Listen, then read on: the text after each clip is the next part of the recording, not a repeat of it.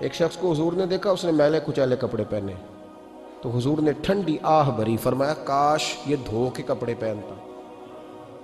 ایک شخص کو دیکھا بال بکھرے ہیں، کنگھی نہیں کی، تو حضور فرمانے لگے کاش یہ کنگھی کر لیتا۔ نفاست پسند آدمی پہ نا بوجھ بنتا ہے۔ جو آدمی، آپ کو پتہ ہے کہ امام شافعی تو فرماتے ہیں جمعے والے دن غسل کرنا واجب ہے، ماتے غسل نہ کرے تو جمعہ ہی نہیں ہوگا۔ اگرچہ ہمارے امام صاحب کے نزدیک سنت ہے۔ یہ سنت کب بنا؟ ایک دن نہ بہت سارے لوگ اپنے اپنے کام سے اٹھے، مسجد میں آ گئے، مسجد نبوی میں۔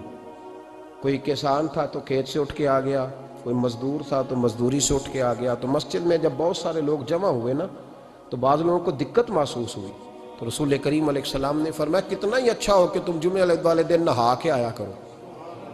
بس وہ صحابہ کا مزاج ہمارے والا نہیں تھا کہ تفصیل بتائیں، حکمت بتائیں، ملے گا کیا، ثواب کتنا، نہ نہائیں تو گناہ، یہ کوئی نہیں۔ حضور نے کہا کہ نہا کے آؤ تو کتنا ہی اچھا ہے۔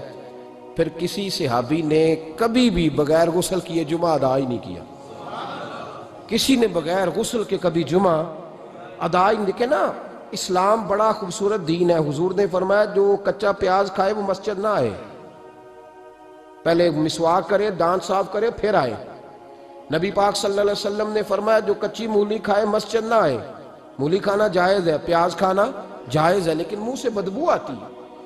نبی پاک علیہ السلام کا ظاہری حسن کیا بات ہے۔ میلاد مبارکہ میں نبی پاک علیہ السلام کی جو چیز بڑی کھل کے واضح ہوتی ہے وہ رسول اللہ کا حسن و جمال ہے۔ آپ کی والدہ سیدہ طیبہ طاہرہ حضرت سیدہ آمنہ رضی اللہ تعالیٰ، اماں جی کہتی ہیں کہ میرے محبوب جب میرے بطن اقدس میں آئے تو جو تکالیف عورتوں کو ہوتی ہے مجھے ان میں سے کوئی تکلیف بھی نہیں ہوئی، اور اماں جی کہتی ہیں مجھے کبھی کوئی ثقل، کوئی بوجھ محسوس نہیں ہوا، اور فرماتی ہیں کہ جو ولادت کے وقت لوگوں کو، عورتوں کو تکلیف ہوتی ہے مجھے وہ بھی نہیں ہوئی، اور فرماتی ہیں کہ نبی کریم علیہ السلام پیدا ہوئے تو ہمیں حضور علیہ السلام کی ناف کو کاٹنا نہیں پڑا، ناف بریدہ پیدا ہوئے، ختنہ شدہ پیدا ہوئے۔ آپ کو پتہ ہے عورتیں غسل دیتی ہیں بچے کو پیدا ہونے کے بعد، لیکن میرے محبوب نے سجدہ ہی کر لیا پیدا ہوتے ہی، امتی امتی کہتے ہوئے پیدا ہوئے۔ حق نے فرمایا کہ بخشا الصلاۃ والسلام، اور پہلے سجدے پر روز ازل سے درود۔ میرے امام فاضل بریلوی کا جو انداز تکلم ہے نا، اس کی بھی حد ہی کوئی نہیں، کوئی حد ہی نہیں، کہاں تک ان کی محبت جاتی۔ کہنے لگے پہلے سجدے پہ روز ازل سے درود، یادگاری یہ امت پہ لاکھوں سلام، یادگاری یہ امت پہ لاکھوں سلام۔ بتائیے بغیر وضو کے، بغیر غسل کے سجدہ ہو جاتا ہے؟ تو حضور نے سجدہ کر کے بتایا کہ اللہ نے مجھے پاک صاف پیدا کیا ہے۔ نبی پاک صلی اللہ علیہ وسلم کی والدہ نے جب یہ باتیں ارشاد فرمائیں تو لوگوں نے پوچھا ان سے کہ اماں جی پھر آپ ایک جملے میں بتائیں کہ ماجرا سارا کیا تھا، آخر ایک ولادت تو ہوئی نا، آپ کے وجود اطہر سے ایک بچہ تو نکلا، تو یہ کیا تھا؟ تو سیدہ آمنہ فرمانے لگی خرج منی نور، بس میرے وجود سے ایک نور نکلا ہے، بس میرے وجود سے ایک، اور روشنی آتی جاتی ہے تو کسی کو تکلیف نہیں دیتی، ایک نور نکلا۔ میرے رسول کریم علیہ السلام کو ظاہری حسن بھی کمال دیا، اور پھر حضور کی نفاست پسندی، صفائی پسندی۔ نبی پاک جب بات کرتے تھے نا تو حضور کے دانتوں سے نور نکلتا، اس کے باوجود حضور ہر وضو کے لیے مسواک کرتے۔ میں نے ہر نماز کے لیے نہیں کہا، میں اپنے لفظوں کا ذمہ دار ہوں۔ کس کے لیے بولیں آپ حضرات؟ ہر وضو کے لیے، یعنی اگر نبی پاک نے وضو نماز کے لیے کیا تب بھی مسواک کی، اور اگر قرآن شریف کی تلاوت کے لیے کیا تو پھر بھی مسواک کی، کسی اور موقع کے لیے وضو فرمایا تو پھر بھی مسواک کی۔ اور سیدہ عائشہ فرماتی ہے جب بھی حضور گھر سے نکلنے لگتے پہلے مسواک فرماتے، حالانکہ رسول پاک کے دندان اقدس تو نور والے تھے، ضرورت ہی نہیں تھی۔ ہماری تعلیم کے لیے نفاست پسندی۔ ایک بات میں نے شروع کرنی ہے پر آپ نے ناراض نہیں ہونا، پہلے وعدہ کر لیں،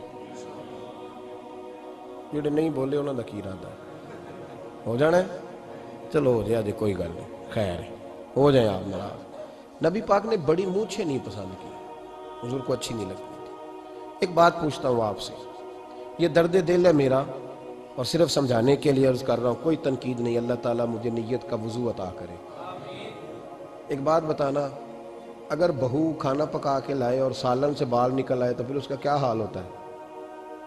کئی تو بوڑھے پلیٹ اٹھا کے دیوار میں مارتے ہیں، ایسا ہی ہوتا ہے نا، یہ کیا ہے؟ اور اگر کبھی روٹی سے نکل آئے تو بیوی صاحبہ کا کیا حال ہوتا ہے؟ یہ کوئی طریقہ ہے کھانا پکانے کا؟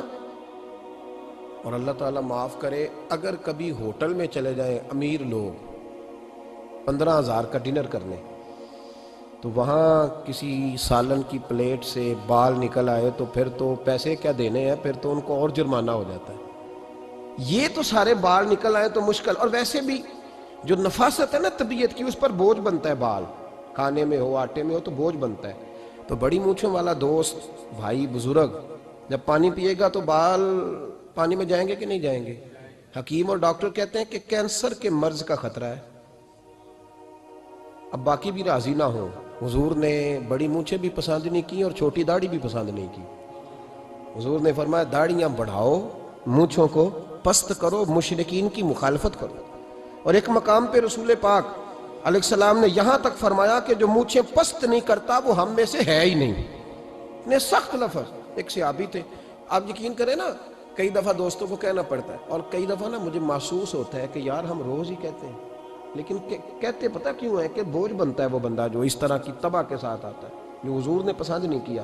ایک شخص نبی پاک کے سامنے آیا، قاضی عبدالدائم دائم صاحب نے لکھا ہے، بڑی خوبصورت بات لکھی ہے، کہنے لگے حضور کے سامنے وہ اکثر آیا کرتا تھا تو مونچھیں بڑی تھی، حالانکہ داڑھی بھی بڑی تھی، مونچھیں بھی بڑی تھی۔ 2-4 دفعہ حضور نے باتوں باتوں میں تحت اللفظ سمجھایا۔ کچھ بندے نہیں سمجھتے، تحت اللفظ سمجھاؤ یا بڑا کھول کھول کے سمجھاؤ، پر بات سمجھنے کو تیار نہیں ہوتے۔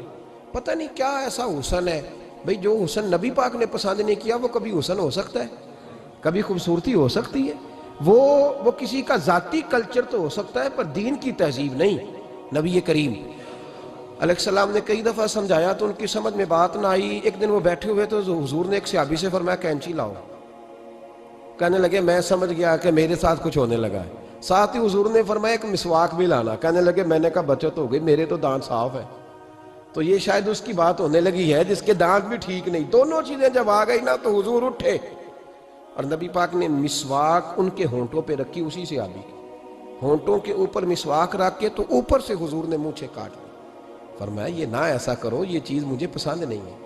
حضور نے نفاست پسندی کو، اب تو اللہ تعالیٰ خیر کرے ملانگ آ گئے ہیں مارکیٹ میں، ملانگ درویشی فقیری، اور ان کے پاس رش بھی زیادہ ہے، ان کے درباروں پہ بھی رش زیادہ ہے۔ جی کہتے ہیں حضرت صاحب درویش آدمی ہے۔ بھئی روٹی تو پورے ٹائم پہ کھاتا ہے، مونچھیں کٹوانے میں ہی درویش ہو گیا ہے، نہ بال کٹواتا ہے نہ مونچھیں کٹواتا ہے۔ یہ گرو نانک کی تعلیمات ہیں، یہ نبی پاک کی تعلیم نہیں۔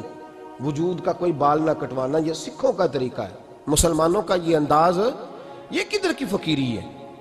دین کوئی غلاظتوں والا ہے معاذ اللہ، کہ بابا کپڑے نہیں بدلتا، بابا غسل نہیں کرتا، بابا بال نہیں کٹواتا۔ بابا ہے پاگل ہے؟ قطعی طور پر کوئی فقیری نہیں، فقیری صرف وہ ہے جو میرے نبی نے کیا ہے۔